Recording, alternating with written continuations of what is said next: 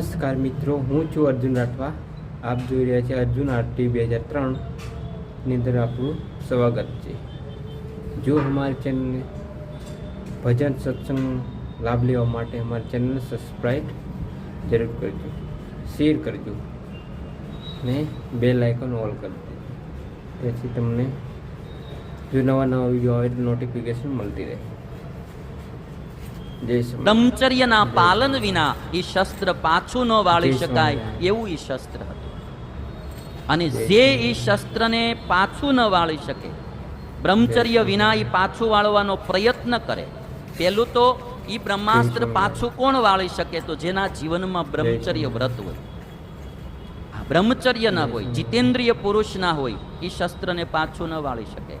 અને અચીર્ણ બ્રહ્મચર્યો યહ સૃષ્ટ્વા વર્તયતે પુનઃ તદસ્ત્રમ સાનુબંધસ્ય મૂર્ધાનમ તસ્ય કૃંતતિ.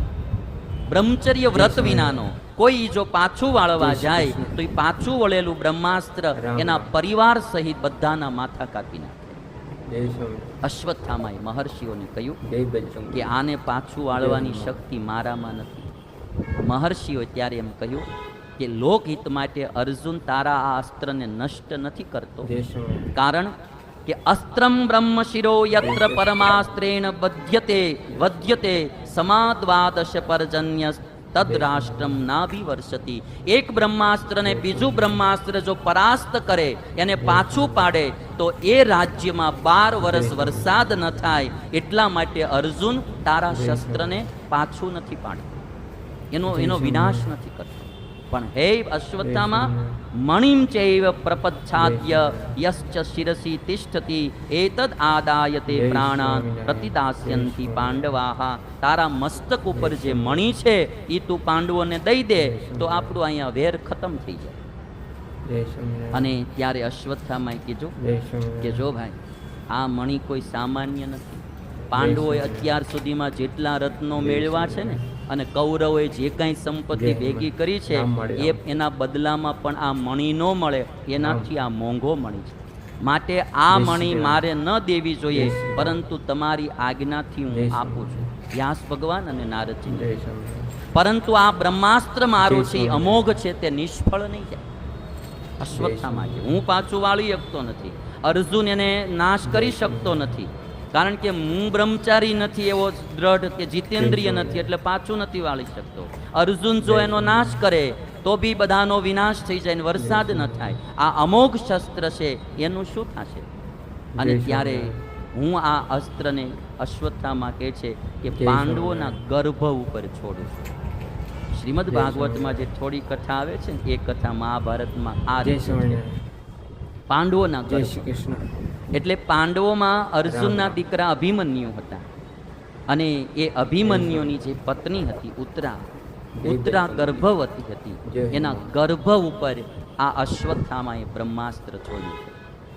વ્યાસજીની અનુમતિથી તે દિવ્યાસ્ત્રને ઉત્તરાના ગર્ભ ઉપર છોડ્યું. ત્યારે શ્રી કૃષ્ણએ અશ્વત્થામાને કીધું કે જો આનાથી ઉત્તરાનો પુત્ર મરેલો જ ઉત્પન્ન થશે, કારણ કે તારું બ્રહ્માસ્ત્ર છે એ ઉત્તરાના ગર્ભમાં જશે, એટલે એમાં જે ગર્ભમાં બાળક છે એ મરેલો જ જન્મશે.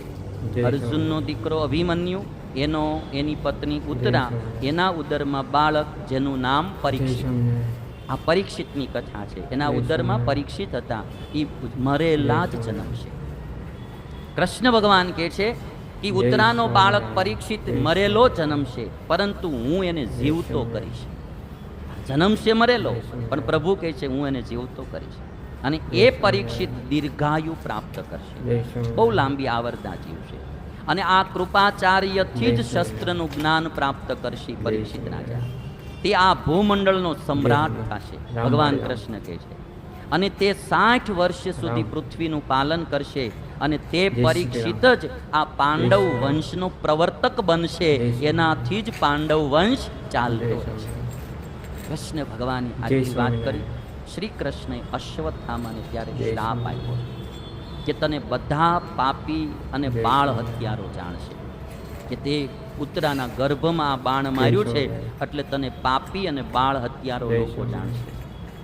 કૃષ્ણ કહે છે અશ્વત્થામાને કે તું 3000 વર્ષ સુધી પૃથ્વી ઉપર જય એકલો જ નિર્જન સ્થાનોમાં ફરતો રહીશ જય સ્વામિનારાયણ. 3000 વર્ષ સુધી. જે ચિરંજીવી કહેવામાં આવે ને અશ્વત્થામાને, 3000 વર્ષ સુધી તું નિર્જન પ્રદેશમાં જ્યાં કોઈ માણા નહીં હોય જય શ્રી એવા કૃષ્ણ. જંગલમાં તું ફરતો રહીશ. રામ રામ. કૃષ્ણ કહે છે અશ્વત્થામાને કે અરે નીચ, જય તું સ્વામી. જન સમુદાયમાં રહી પણ નહીં જય શકે. બજરંગબલી. જન સમુદાયમાં જય માણસો વચ્ચે નહીં તું રહી શકે. તારા શરીરમાંથી પરુ અને લોહીની દુર્ગંધ નીકળતી રહેશે. કારણ મણી કાઢ્યો હતો ને ત્યાંથી લોહી અને પરુની દુર્ગંધ, રસીની દુર્ગંધ નીકળતી રહેશે. તું બધાય રોગથી પીડિત થઈ જ્યાં ત્યાં ભટકતો જય રહીશ. સ્વામિનારાયણ. વ્યાસજીએ કહ્યું કે બ્રાહ્મણ થઈને પણ તે ઘણા પાપ કર્યા છે, માટે શ્રી કૃષ્ણે જે કહ્યું તે પ્રમાણે જ જય થશે. સ્વામિનારાયણ. અશ્વત્થામા ઉદાસ થઈ વનમાં ચાલ્યો ગયો. ભીમસેને મણિ દ્રૌપદીને આપ્યો અને જય દ્રૌપદીએ સ્વામિનારાયણ. કહ્યું કે મહારાજ યુધિષ્ઠિર જય આ સ્વામિનારાયણ. મણિને હવે મસ્તક ઉપર ધારણ જય કરશે. સ્વામિનારાયણ. આ મણિ એવો હતો કે મણિ ધારણ કરે જય સ્વામિનારાયણ. એને રોગ ન પીડી જય શકે, ભૂખ ન પીડી શકે, એને કોઈ પ્રકારનું દુઃખ ન પીડી શકે, આવો આ જય મણિ. સ્વામિનારાયણ. અશ્વત્થામાએ યુધિષ્ઠિરે શ્રી કૃષ્ણને પૂછ્યું જય કે સ્વામિનારાયણ. હે પ્રભુ, આ એકલા અશ્વત્થામાએ અમારી વધેલી જય બધી સ્વામિનારાયણ. સેનાને કેમ મારી નાખી? જય ત્યારે ભગવાને કહ્યું કે એનાથી નથી જય મરી, એ રામ રામ. શંકરની તલવારને કારણે મરી છે. શંકર દાદાની ઈચ્છા હતી કે આનો બધાનો જય અંતકાળ શ્રી આવ્યો છે, એનાથી જય શ્રી મર્યા છે. અને હવે જય શ્રી 11મો પર્વ જે સ્ત્રી પર્વ, જય શ્રી એની શરૂઆત થાય છે.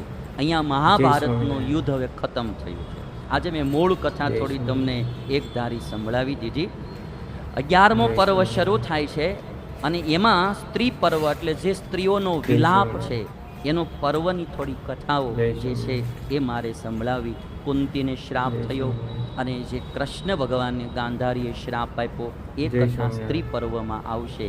અને એમાં થોડીક વાત મારે ખાલી જય કેવી સ્વામિનારાયણ. કે પોતાના 100 પુત્રો જ્યારે મૃત્યુ પામ્યા જય ત્યારે સ્વામિનારાયણ. ધૃતરાષ્ટ્ર ઘણા દુઃખી થયા અને જય સ્વામિનારાયણ. સગા સંબંધીઓ વિના મારે જય હવે શ્રી કૃષ્ણ. જીવીને શું કરવું, પાંખ વિનાના પક્ષી રામ જેવી રામ. મારી દશા થઈ છે. ત્યારે વિદુરજી હવે એને સાંત્વના સ્વામિનારાયણ. આપે છે. મારે થોડી વાતો જય આજે સ્વામિનારાયણ. તમને અહીંયા આ પ્રસંગે જય કેવી છે. એક મારે બધાને એ વાત કેવી કે આજ બધાય પાંડવોનો, કૌરવોનો વિનાશ થયો. બાધ્યા જય બહુ, સ્વામિનારાયણ. હાથમાં કોઈને કાંઈ ન આવ્યું. જે મર્યા એને કાંઈ હાથમાં ન આવ્યું અને જીવતા હતા ને એનો પરિવાર વિનાશ થઈ ગયો, કોઈને જય ક્યાંય હક ન સ્વામિનારાયણ. હોય. અને ત્યારે બહુ સરસ વાત કરી છે એક વિદુરજીએ. વિદુર કહે છે કે ભાઈ શોક ન જય કરો. સ્વામિનારાયણ. અભાવાદીની ભૂતાની ભાવમધ્યાની ભારત અભાવ નિધનાન્યેવ તત્ર કા પરિદેવના. જય સ્વામિનારાયણ. કોઈ પણ વ્યક્તિ આ દુનિયામાં આવે ને એ પહેલા એ હોતો નથી અને જાય પછી પણ હોતો નથી. મધ્યમાં બધું મળે છે, એનો શોક ના કરો. આ દુનિયામાં કોઈ પણ વસ્તુ મારીને તમારી પાસે આવે, આવ્યા પહેલા હતી નહીં, ગયા પછી પાછી રહેવાની પણ. આ ખાલી વાળનું જોવો ને ભાઈ, જો જન્મા હોય તે પેલા હોય નહીં, જન્મા પર ધીરે ધીરે ઉગતા જાય ને ઘેરો હારો થતો જાય ને વળી પાછા વૈયા જાય, વળી પાછા હાથમાં નો આવે. કાળા હોય ને ધોળા થઈ જાય, જન્મા હોય ત્યારે કાળા હોય અને પાછા વૈયા જાય એટલે પછી પાછા ધોળા ઓલા ધોળા થઈ જાય, ધોળા થાય પછી ગમે એમ કરો તો કાળા ન થાય. જય સ્વામિનારાયણ. એક ભાઈ ગયો તો ડોક્ટર પાસે, જય સ્કિનના સ્વામિનારાયણ. ડોક્ટર પાસે. તો કે સાહેબ કે શું થાય છે? તો કે સાહેબ મારે જય સ્વામિનારાયણ. વાળ બહુ ધોળા મળ્યા થવા, એનો કંઈ ઉપાય હોય તો બતાવો ને. તે સાહેબે આમ ટોપી ઊંચી કરી ઈ કે જોઈ લે, જય સ્વામિનારાયણ. મારે ધોળા થઈ ગયા છે. ભાઈ આનો કોઈ ઉપાય જ ન હોય. અમુક અમુક ચીજ બહુ સમજવાની છે. મારે ખાસ એટલું કહેવું છે કે આ બધાનું બધું ગયું, હાથમાં કાંઈ કોઈ નહીં. મારે જય તમારે સ્વામિનારાયણ. આ મહાભારતની કથામાંથી શીખવાનું છે જય કે સ્વામિનારાયણ. આ દુનિયા આવન જાવન વાળી છે. જય સ્વામિનારાયણ. વિદુરજી એક વાત બહુ સરસ કરી. જય શ્રી કૃષ્ણ. કાલઃ કર્ષતિ ભૂતાની સર્વાણી રામ રામ. વિવિધાન્યુત ન કાલસ્ય પ્રિય કશ્ચિત ન દ્વેષ